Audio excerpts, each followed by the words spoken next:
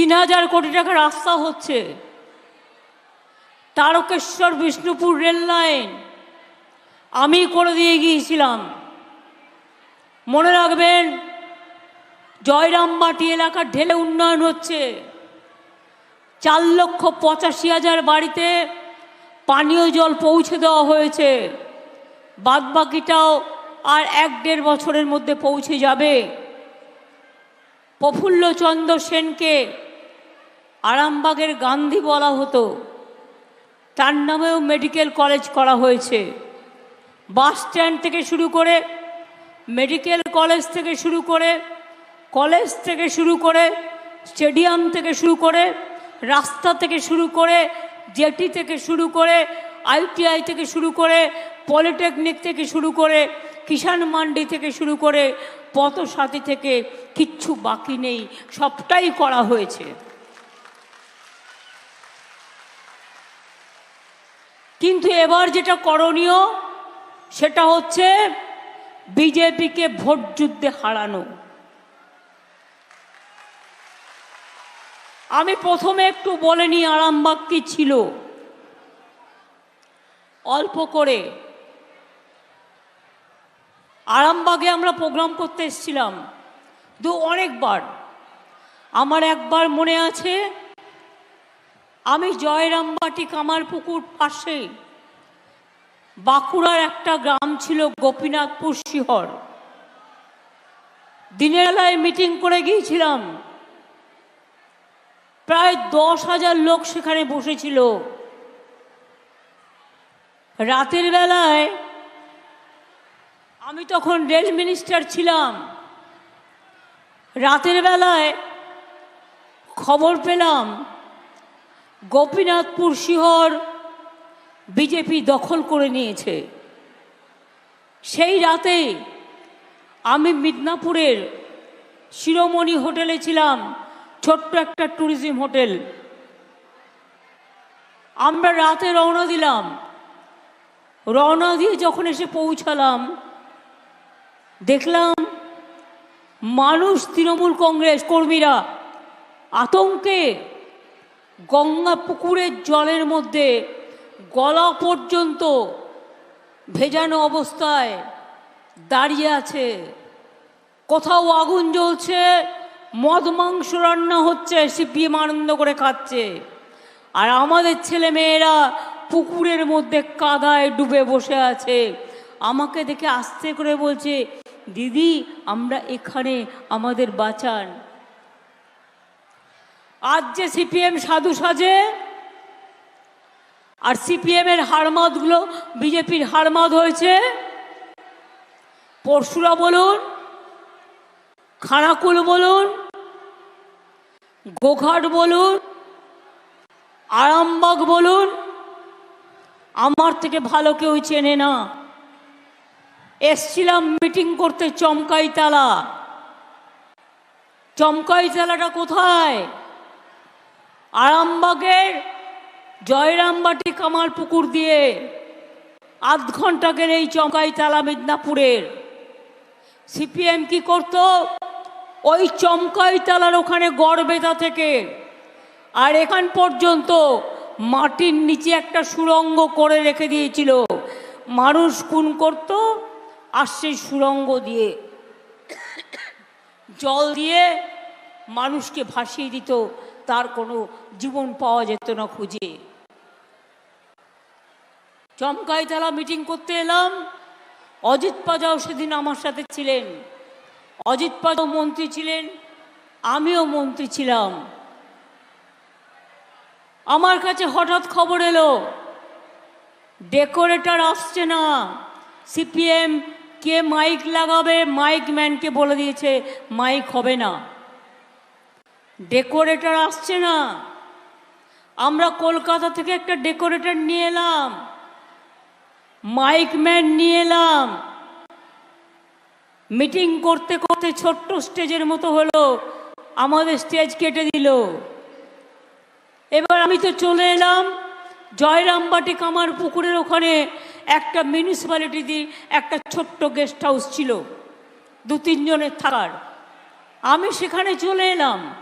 হঠাৎ খবর পেলাম অজিত পাজার ওপরে ওরা গুলি চালাচ্ছে, অজিত পাজাকে আটকে দিয়েছে। অজিত পাজা তখন এক্সটার্নাল অ্যাফেয়ার্স মিনিস্টার। আমি তখন ফুটে গেলাম এবং অজিত পাজাকে সাথে করে নিয়ে এলাম। এপারে অজিত পাজার গাড়ি, মাঝখানে একটা খাল, আর ওপারে সিপিএমের লোকেরা বন্দুক নিয়ে দৌড়চ্ছে, বোম নিয়ে দৌড়চ্ছে। আমি অজিতদাকে বললাম, আপনি এগিয়ে যান, সব গাড়ি আটকে আছে, সব গাড়ি ছেড়ে তবে আমি যাব। আমি দেখলাম ঝাঁকে ঝাঁকে বন্দুকে নিয়ে আসছে। এপার থেকে বললাম, চালা চালা, যত বন্দুক আছে আমি এখান থেকে সরবো না, আমি সবাইকে নিয়ে তারপরে যাব। এই সিপিএম আজকে গদ্দার হারমাদের সাথে গিয়ে হাত মিলিয়েছে বিজেপির সাথে। বিজেপির সব নেতা হচ্ছে সিপিএমের ওই গুন্ডারা। মনে রাখবেন, এরা এলাকায় জিতলে ত্রাস করে দেবে, ত্রাস। আমাকে আর বলবেন না কেন এখানে আবার চমকাই তারা হলো, কেন এখানে আবার গোপীনাথপুর হলো, কেন এখানে আবার শিয়র হলো। জয়রামবাটি কামারপুকুর মা শারদা মায়ের স্থান, রামকৃষ্ণ পরমহংসদেবের পবিত্র ভূমি। রাসবিহারী বোস থেকে শুরু করে, কেশবচন্দ্র নাগ থেকে শুরু করে সমস্ত পবিত্র মানুষের পবিত্র জায়গা। কেশবচন্দ্র নাগ তারপরে আমার বাড়ির কাছে থাকতেন, পাড়ায়, এখনও ওদের বাড়িটা আছে। আমি আপনাদের অ্যালার্ট করলাম, একটু সতর্ক করলাম, আগামী দিন যদি রক্তারক্তি না চান, শুনুন, আমাদের কেউ বদমাইশি করলে আমি ডেকে তাকে দুটো থাপ্পড় মেরে তাড়িয়ে দিতে পারি, মানুষের ওপর কেউ যদি অত্যাচার করে। কিন্তু বিজেপি সেটা করবে না। সব সিপিএমের হারমাদ আজকে বিজেপি হয়ে গেছে, টাকা দিয়ে ভোট কিনছে। কাউকে 5,000, কাউকে 10,000, কাউকে 15,000, আর কাউকে 20,000।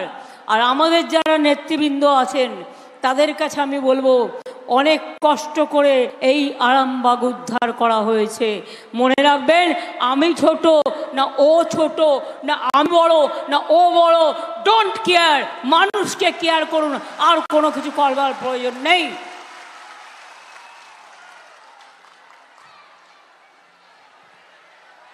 পরশুরায় বিজেপির একটা গুন্ডা আছে,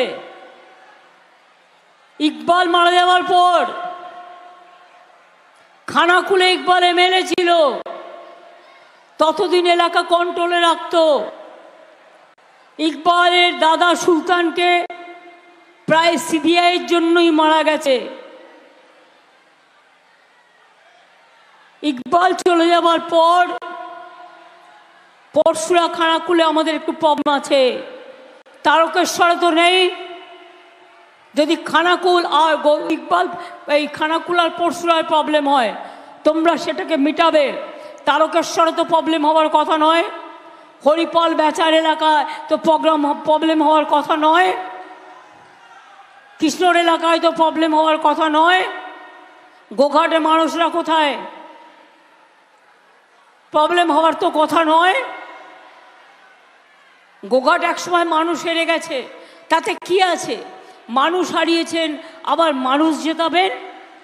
এবার আমাদের প্রার্থীটাকে মিতালি বাগ, এসো তো এদিকে। ও হচ্ছে বাগদি কমিউনিটির একটি মেয়ে, উচ্চ শিক্ষা করেছে, এবং এই যে বলতো না বাউরি বাগদিদের টিকিট দেয় না, আজকে আমরা প্রমাণ করে দিয়েছি বাউরি বাগদি ভূমিজ সমাজ সমস্ত নিম্ন বর্ণের লোকেরাও প্রার্থী হতে পারে। আমার বর্ধমানে ডক্টর শর্মিলা সরকার, নিম্নবর্ণ মেয়ে ওখানকার, ও হচ্ছে বাগদি, আর একজন হচ্ছে বাউরি। সুতরাং এই যে মর্যাদাটা আপনাদের হাতে তুলে দিয়েছি, এই মেয়েটি জীবনে বিয়ে করেনি, কেন জানেন? ভালো করে দলটা করবে বলে। গ্রাম সভা করেছে, পঞ্চায়েত সমিতি করেছে, জেলা পরিষদ করেছে, আজ পর্যন্ত কেউ তার নামে একটা কালির আঁচড় দিতে পারবে না। আর বিজেপির কে ক্যান্ডিডেট আমি জানি না, নামও জানি না, কে গো?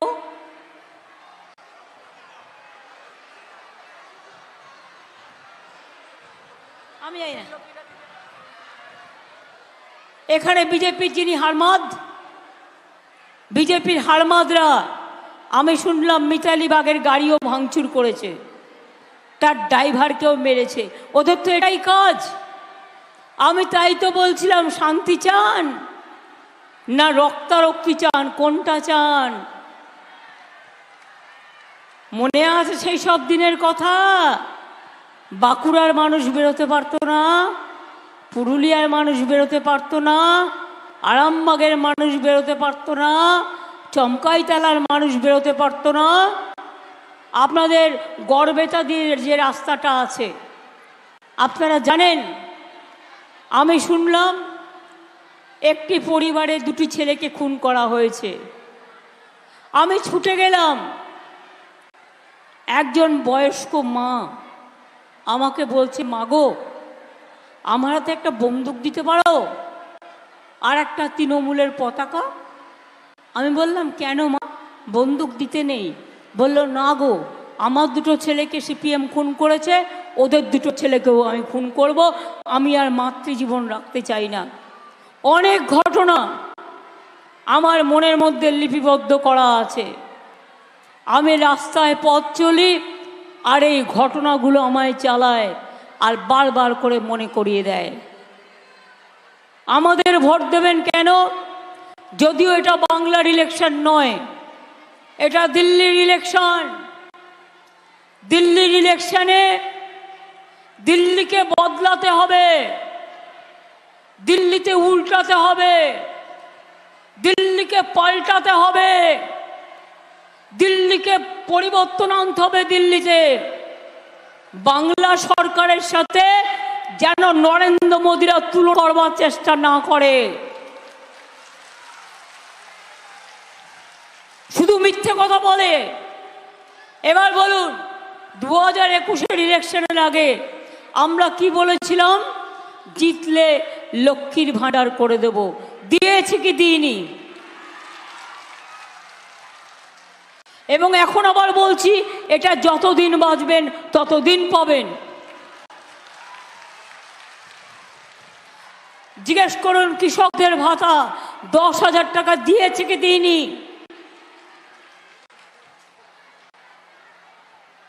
কন্যাশ্রী দিই কি না? শিক্ষাশ্রী দিই কি দিই না? 100 দিনের কাজে কাজ করালো মোদিবাবু।